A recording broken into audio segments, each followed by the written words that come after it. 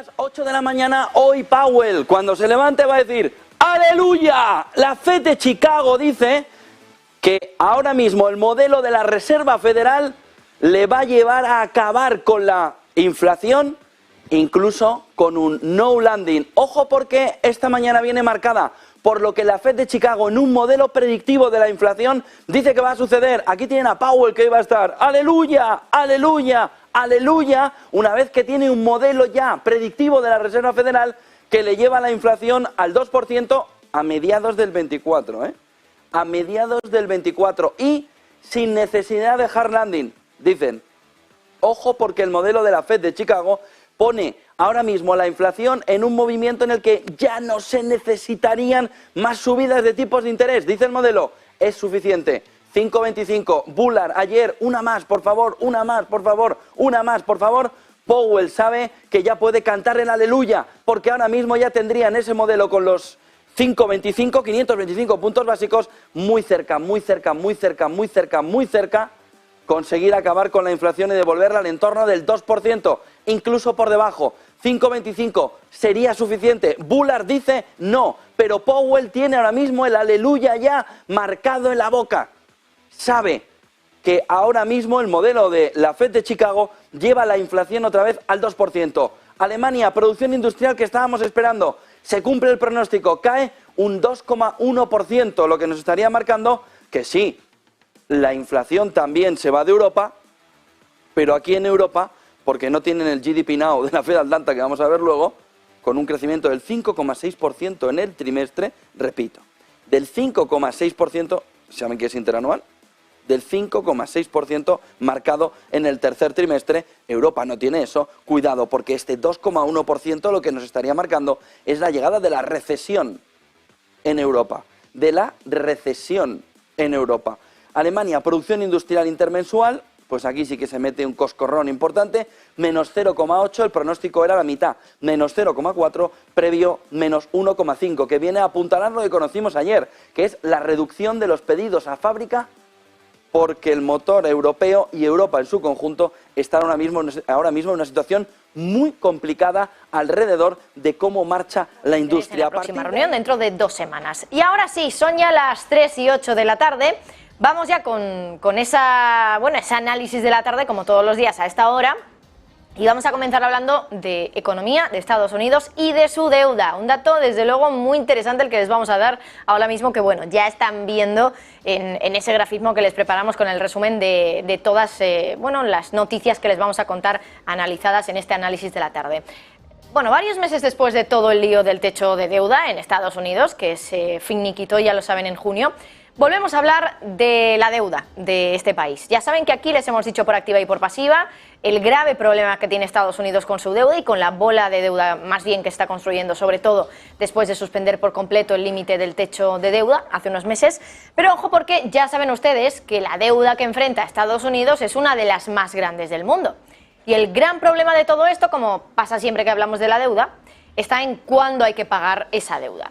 Cuando emitimos deuda, ya lo saben, luego, claro, tenemos que pagar dos cosas. Intereses por un lado, que generalmente se pagan anualmente, cada año, y luego devolver el dinero que nos prestaron, que se llama el principal, y eso se hace al final, es decir, al vencimiento de ese bono. Pues si es un bono a 10 años y lo emitimos hoy, en 10 años es cuando tendremos que devolver el dinero que nos dejaron y nos prestaron en un primer momento.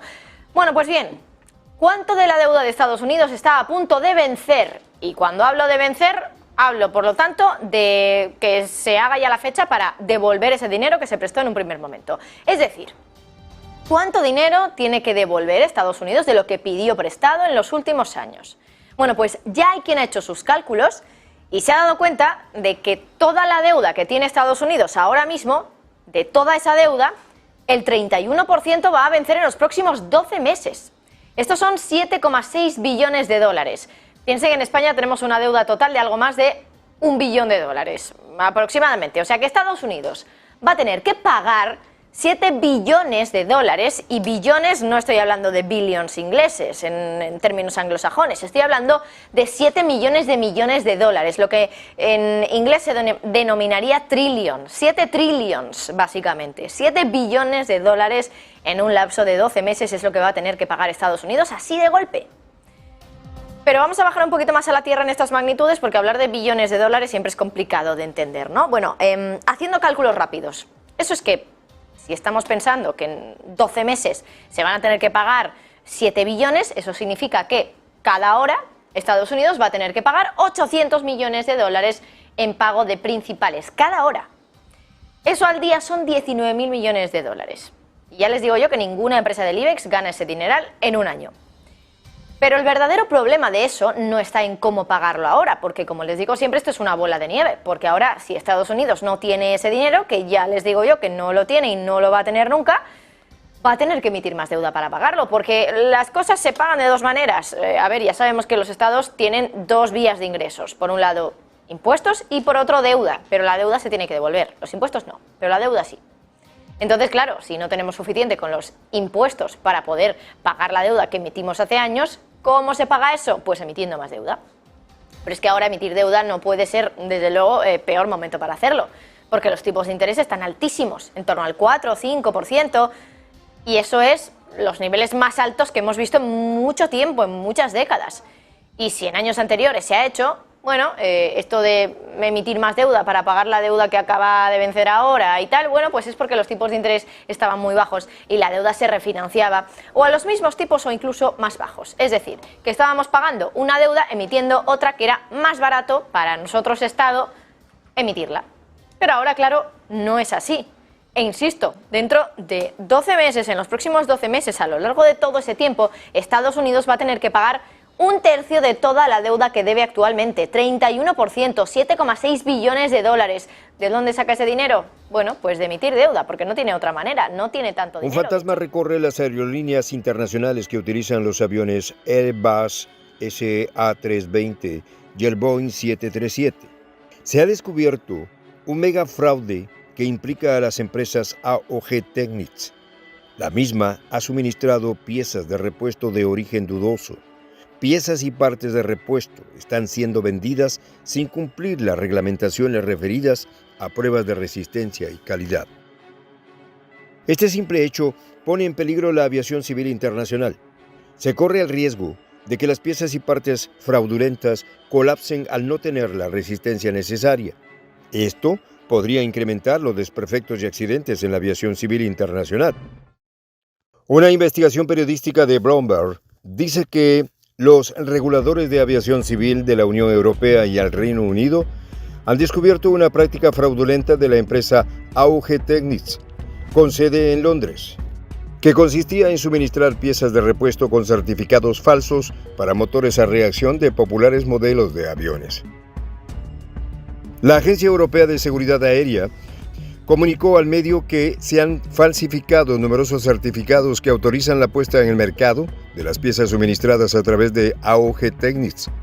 Estas piezas y partes de repuestos están siendo vendidas sin cumplir las reglamentaciones referidas a pruebas de resistencia y calidad.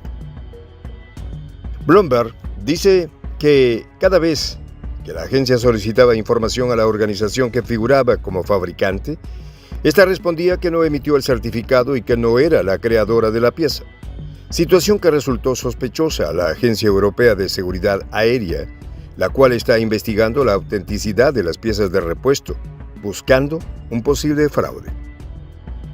A su vez, la Autoridad de Aviación Civil Británica dijo en un aviso de seguridad el 4 de agosto que estaba investigando una gran cantidad de piezas sospechosas no aprobadas suministradas a través de AOG Technics. Otra evidencia de que se están comercializando estas piezas fraudulentas en el mercado de las piezas de repuesto para aviones.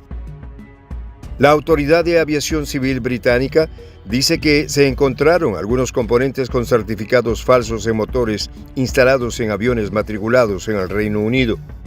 Estas piezas con certificados falsos ponen en peligro las aeronaves, porque pueden que no cumplan los parámetros de resistencia necesarios y provoquen costosos accidentes. Hace unas semanas, tanto fabricantes como reguladores hicieron sonar las alarmas y comenzaron el rastreo de las piezas suministradas por AOG Technics. Este rastreo se está haciendo a nivel de toda la Unión Europea y el Reino Unido, pues todo parece indicar que estas piezas fraudulentas están bien diseminadas, aumentando el riesgo. El asesor principal de Aerodynamic Advisory, Klaus Müller, dijo a Bloomberg que la industria está tomando este tema muy en serio. Pues de comprobarse que la entrada de estas piezas fraudulentas en el comercio de repuestos de aviones sería un gran escándalo, pues estarían en peligro todas las flotas aéreas que utilicen estos aviones. Los aviones Boeing y Airbus son los más extendidos en el mundo. Tengo algo que contarte y se relaciona directamente con la tragedia que sucedió a Rusia, el avión de Yevgeny Prigozhin, que se oculta tras este fatal accidente. Las palabras del presidente fueron reveladoras, pero no eran las únicas necesarias. Acompáñanos en esta increíble historia y no cambies de canal. El 23 de agosto se abrió un nuevo e inesperado capítulo en Rusia. El avión en el que viajaba Yevgeny Prigozhin se estrelló en la provincia rusa de Tver. De inmediato llegó la confirmación de que las 10 personas que iban a bordo murieron. Entre ellas, 3 eran miembros de la tripulación. Las especulaciones comenzaron a brotar de todos lados. A pocas horas de la tragedia, el presidente ruso habló. Pero en todo este caos, faltaba otra de las voces más importantes, la del Comité de Investigación.